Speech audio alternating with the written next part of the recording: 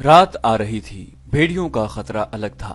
یوحاوا کو کوئی اور خطرہ تو نہ تھا، یہ خطرہ موجود تھا کہ وہ مکہ کے راستے سے بھٹک آئی ہے۔ صحرا میں راستے کی تلاش ناممکن ہوتی ہے، بھٹکے ہوئے مسافر کا انجام موت ہوتا ہے۔ وہ تھکن سے نہیں، پیاس سے مرتا ہے۔ اسے اونٹ کے بڑبڑانے کی آواز آئی، اس کی دہشت زدگی بڑھ گئی، لیکن اسے آندھی کی آواز سمجھ کر اس نے دل کو تسلی دی۔ اسے کچھ بھی نظر نہیں آ رہا تھا، وہ مٹی کی دیواروں پر ہاتھ رکھ رکھ کر جا رہی تھی۔ یہ دیوار بہت بڑا ٹیلا تھا جو آگے جا کر گھوم گیا۔ اونٹ کی آواز ایک بار پھر سنائی دی۔ اب یہ آواز بہت قریب سے آئی تھی، اتنی قریب سے کہ یوحاوا رک کر پیچھے ہٹائی۔ اب اسے شک نہ رہا، یہ اونٹ ہی کی آواز تھی۔ اونٹ اکیلا نہیں ہو سکتا تھا، 2-3 آدمیوں کا وہاں ہونا ضروری تھا۔ یہ آدمی اس کے ہمدرد تو نہیں تھے، وہ گناہ اور بدی کا دور تھا۔ یوحاوا نے وہاں سے بھاگنے کا ارادہ کیا، لیکن کس طرف؟ وہاں کوئی پناہ نہیں تھی۔ آندھی ٹیلوں اور خشک درختوں کے درمیان سے گزر کر ہیبت ناک چیخیں پیدا کر رہی تھی۔ یوحاوا کے پاؤں جیسے زمین نے جکڑ لیے تھے۔ اسے اپنے ان آدمیوں پر غصہ آنے لگا جن کے ساتھ وہ گھوڑا گاڑی میں جا رہی تھی۔ انہیں اتنا بھی پتہ نہ چلا کہ وہ گاڑی سے گر گئی ہے۔ کوئی طاقت تھی جو اسے دھکیل کر ایک طرف لے گئی۔ وہاں سے دیوار کی طرح سیدھا کھڑا ٹیلا اندر کو چلا گیا تھا۔ یہ بڑی اچھی اوٹ تھی، وہ آندھی کے تھپیڑوں سے محفوظ ہو گئی۔ وہاں 3-4 گز دور تک وہ دیکھ بھی سکتی تھی۔ اسے اونٹ نظر نہیں آ رہا تھا۔ دیوار کے ساتھ ساتھ وہ اور اندر گئی تو ایک غار کا دھانا دکھائی دیا، لیکن اس نے اندر جانے کی جرت نہ کی۔ وہ رک گئی۔ اندر آ جاؤ، اسے ایک آدمی کی آواز سنائی دی۔ باہر کیوں کھڑے ہو بھائی، اندر آ جاؤ۔ یوحاوا کی بے اختیار چیخ نکل گئی اور وہ پیچھے کو دوڑی۔ جو ہی وہ اس اوٹ سے باہر نکلی، آندھی نے اس کے اوپر اس طرح ریت پھینکی جیسے کسی بیلچے سے پھینکی ہو۔ یوحاوا گھبرا کر پیچھے کو ہٹی۔ ایک آدمی جو پیچھے سے آیا تھا اس کے سامنے آن کھڑا ہوا۔ اوہ، تم عورت ہو؟ اس آدمی نے پوچھا۔ اکیلی ہو؟ تم اکیلی نہیں ہو سکتی، میرے ساتھ 4 آدمی ہیں۔ یوحاوا نے اپنا چہرہ اوڑھنی میں چھپا کر کہا۔ ان کے پاس گھوڑے ہیں، ان کے پاس تلواریں اور برچھیاں ہیں۔ کہاں ہیں وہ آدمی؟ اس آدمی نے کہا۔ تم ان سے الگ ہو کر ادھر کیوں آئی تھی؟ انہیں ادھر لے آؤ، بڑا اچھا غار ہے، ہم سب آسانی سے اس میں بیٹھ سکیں گے۔ یوحاوا وہاں سے نہ ہلی۔ اس آدمی نے اسے 3 بار کہا کہ وہ ان آدمیوں کو ساتھ لے آئے، لیکن یوحاوا کی زبان بند ہو گئی تھی۔ اس آدمی نے جھپٹا مار کر یوحاوا کی اوڑھنی کھینچ لی۔ تم اس یہودی کی بیٹی نہیں ہو؟ اس آدمی نے پوچھا اور یوحاوا کے باپ کا نام لے کر بولا۔ تم اکیلی ہو؟ ہاں، میں اکیلی ہوں، یوحاوا نے روتی ہوئی آواز میں کہا۔ مجھ پر رحم کرو۔ یوحاوا نے اسے بتا دیا کہ یہاں کس طرح پہنچی ہے۔ میرے ساتھ آؤ، اس آدمی نے کہا اور یوحاوا کا بازو پکڑ کر اسے اپنے ساتھ لے چلا۔ یوحاوا نے کہا، ذرا رکو، تم کتنے آدمی ہو؟ کیا تم مجھ پر رحم نہیں کرو گے؟ تم قبیلہ قریش کے آدمی ہو شاید۔ میں اکیلا ہوں، آدمی نے کہا، اور میرا قبیلہ قریش ہی ہے۔ میں تم پر رحم ہی کر رہا ہوں، میں نے تمہیں مکہ میں اکثر دیکھا ہے۔ یوحاوا نے کہا، تمہارے نام سے میں واقف نہیں، میں جریر بن مسیب ہوں، میرے ساتھ آؤ۔ پھر تم مجھے گھر تک پہنچا دو گے؟ یوحاوا نے پوچھا۔ میں تمہیں ناراض نہیں کروں گی۔ اونٹ جس کی آوازیں یوحاوا نے سنی تھی وہ جرید بن مسیب کا تھا، جو باہر کہیں بیٹھا تھا۔ جریر یوحاوا کو غار میں لے گیا۔ جریر دراز قد، گٹھے ہوئے جسم اور دلکش چہرے مہرے والا جوان آدمی تھا۔ اس نے غار میں لے جا کر یوحاوا کو پانی پلایا اور ایک تھیلی اس کے آگے رکھ دی جس میں کھجوریں تھیں۔ خاموشی سے بیٹھی رہو، جرید نے کہا، آندھی کا زور ٹوٹ رہا ہے، میں تمہیں گھر پہنچا دوں گا۔ ذرا خاموش رہ کر اس نے یوحاوا سے پوچھا، تم نے یہ کیوں کہا تھا کہ میں تمہیں ناراض نہیں کروں گی؟ تم مجھے گھر پہنچانے کا معاوضہ لوگے؟ یوحاوا نے کہا، میں اور کیا معاوضہ دے سکتی ہوں؟ میں کوئی معاوضہ نہیں لوں گا، جرید نے کہا، میں ان میں سے نہیں ہوں۔ اگر میں نے تمہیں کسی سے لڑ کر چھینا ہوتا تو تم میرا انعام ہوتی، مگر تم نے مجھ سے رحم مانگا ہے، رحم کرنے کا معاوضہ کون لیتا ہے؟ یوحاوا اس کے منہ کی طرف دیکھتی رہی۔ جرید بن مسیب لیٹ گیا۔ یوحاوا نے اس کے ساتھ کچھ باتیں کی۔ تھوڑی دیر بعد اسے یقین ہو گیا کہ جرید کی نیت میں خرابی نہیں، وہ تو اس کے ساتھ کھل کر بات بھی نہیں کرتا تھا۔ یوحاوا پریشان ہو گئی۔ یوحاوا نے پوچھا، جرید، کیا میں خوبصورت نہیں؟ کیا تم مجھے پسند نہیں کرتے؟ جرید نے قہقہا لگایا مگر بولا کچھ نہیں۔ تم کیوں ہنسے ہو؟ یوحاوا نے پوچھا۔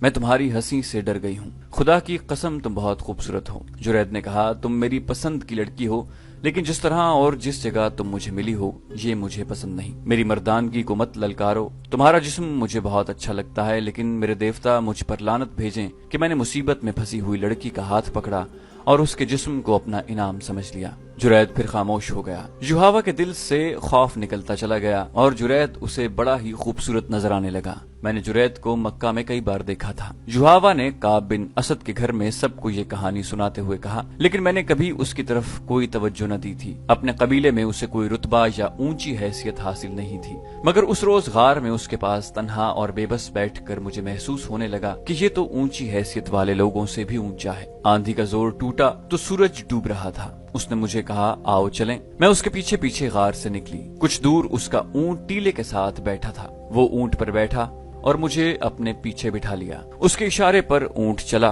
गर्दो गुबार साफ हो गया था। मैंने वो जगह देखी। वो बड़ी ही डरावनी जगह थी। मैंने उस जगह के मुताल्लिक कुछ पुरस्रार बातें सुनी थी। आंधी में तो मैं देख न सकी थी कि ये कौन सी जगह है। आंधी के बाद देखा तो मेरे रोंगटे खड़े हो गए। बाज टीले इंसानों की तरह थे। उनका रंग भी डरावना था। मैं शुतर सवारी जानती हूँ, ऊंट को दौड़ा सकती हूँ, लेकिन उस शाम जुरैद के पीछे ऊंट पर बैठे हुए मैं डरने लगी कि मैं गिर पड़ूंगी। मैंने जुरैद की कमर में बाजू डालकर उसे मजबूती से पकड़ लिया। मुझ में ये एहसास बेदार हो गया कि मैं बड़ी ही कमजोर लड़की हूँ और जुरैद बिन मुसय्यब मेरा मुहाफिज है। आपको ये तो मालूम है कि मैं अपने मजहब के लिए क्या कर रही हूँ, लेकिन आपको ये मालूम नहीं होगा कि उस रास्ते पर मुझे मेरे बाप ने डाला है। युहावा ने उन्हें बताया कि जब अहले कुरैश बदर में मुसलमानों के हाथों शिकस्त खाकर आए थे तो उनकी औरतों ने बाजू लहरा लहरा कर बैन किए थे। युहावा का बाप कट्टर यहूदी था। कुरैश की शिकस्त पर उसके आंसू निकल आए थे। उसने कहा था कि कुरैश के 1000 जंगजू अगर मोहम्मद सल्लल्लाहु अलैहि वसल्लम के 313 आदमियों से शिकस्त खा आए हैं तो इससे यही जाहिर होता है कि मोहम्मद सल्लल्लाहु अलैहि वसल्लम कोई जादू लेकर आया है। उसने कहा था कि मोहम्मद सल्लल्लाहु अलैहि वसल्लम के पैरोकार इसी कबीला कुरैश के आदमी हैं। वो आसमान से नहीं उतरे। फिर वो जीत किस तरह गए?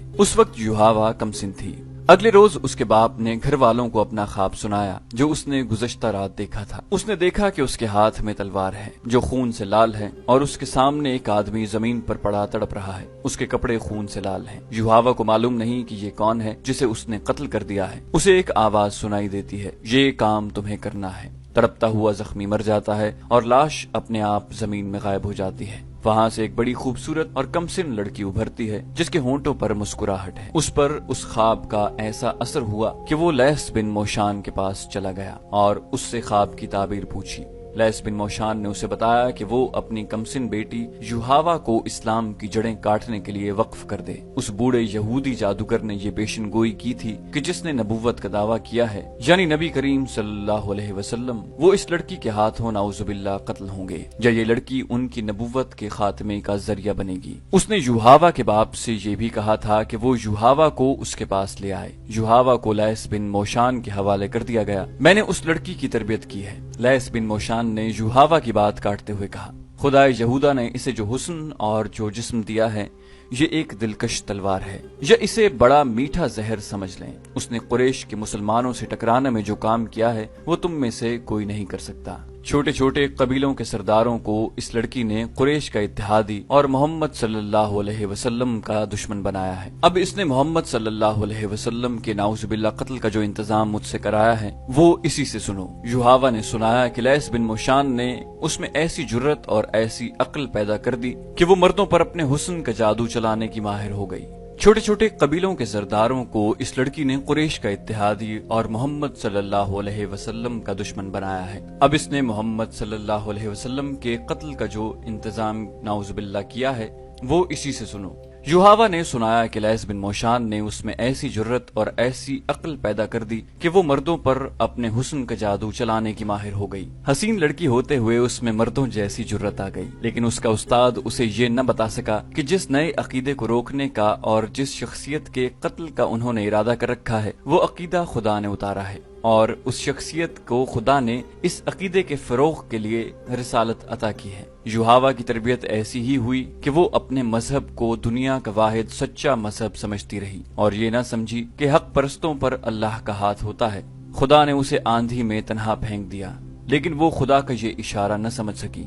कहाँ वो जुर्रत के मुकाबले में अपने आप को मर्दों के बराबर समझती थी कहाँ वो एक कमजोर और बेबस लड़की बन गई। वो मर्द के जिस्म से ना आशना नहीं थी। जुरैद बिन मुसय्यब का जिस्म भी एक मर्द ही का जिस्म था, लेकिन उस जिस्म को वो मुकद्दस और पाक समझने लगी और जुरैद उसे फरिश्ता लगने लगा। वजह ये थी कि वो उसके हसीन चेहरे, रेशम जैसे बालों और दिलकश जिस्म से जरा भी मुतासिर न हुआ। युहावा पर जुरैद के इस रवैये का ये असर हुआ कि वो जुरैद के जिस्म में कशिश महसूस करने लगी। मक्का दूर नहीं था। शाम के बाद जब रात गहरी हो चुकी थी, जुरैद ने युहावा को उसके घर पहुंचा दिया।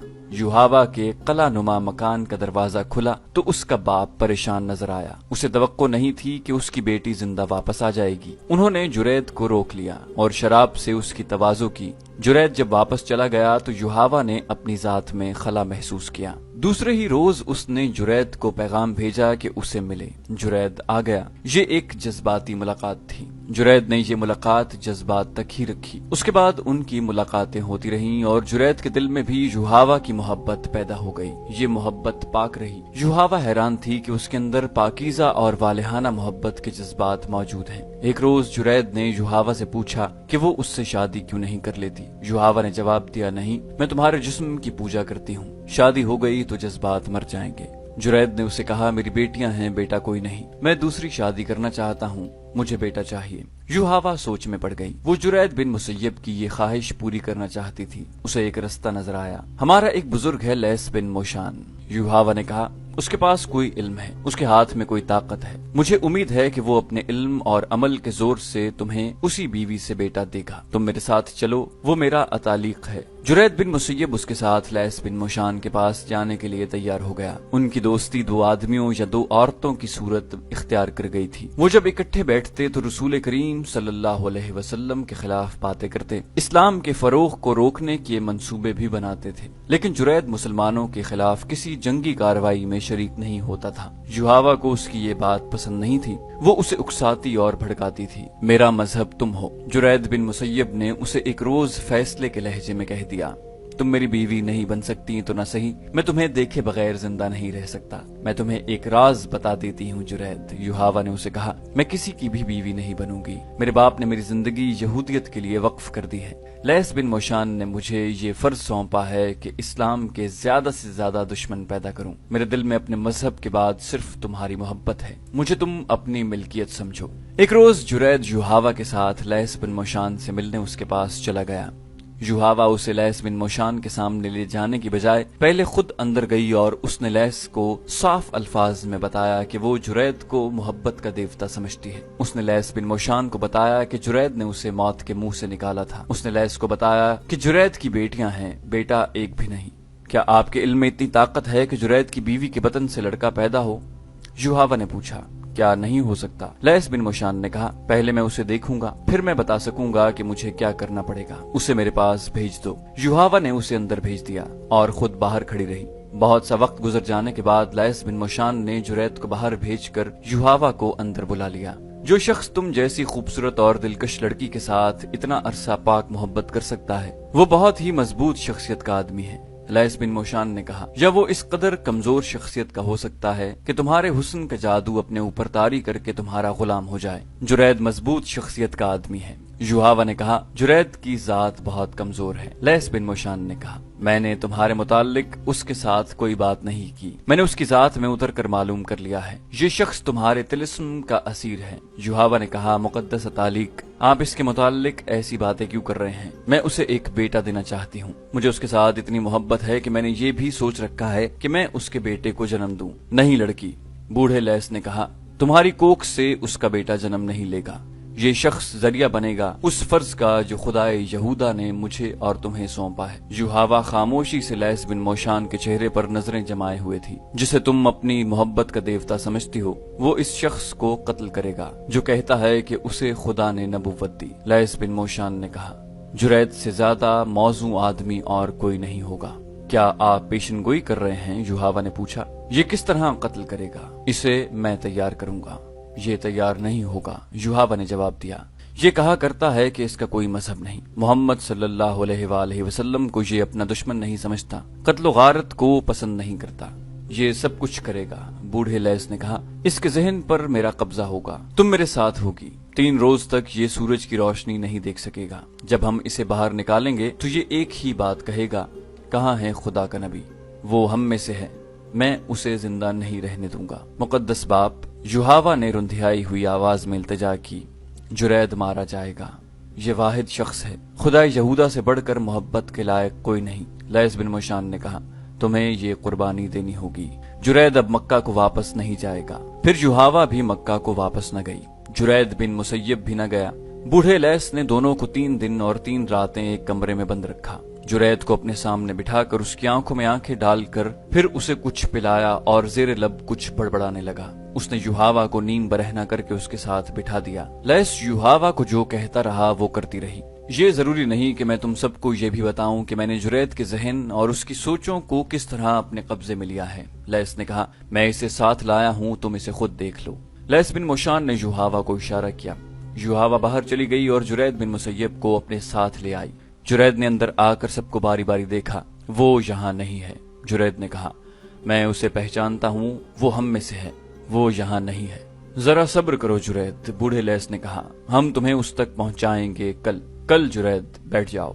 جرید یوحوا کے ساتھ لگ کر بیٹھ گیا اور بازو اس کی کمر میں ڈال کر اسے اپنے اور قریب کر لیا۔ اگلی صبح جب مدینہ میں لوگ فتح کی خوشیاں منا رہے تھے اور کعب بن اسد کے گھر رسول اکرم صلی اللہ علیہ وسلم اور اسلام کے خلاف بڑی ہی خطرناک سازش تیار ہو چکی تھی۔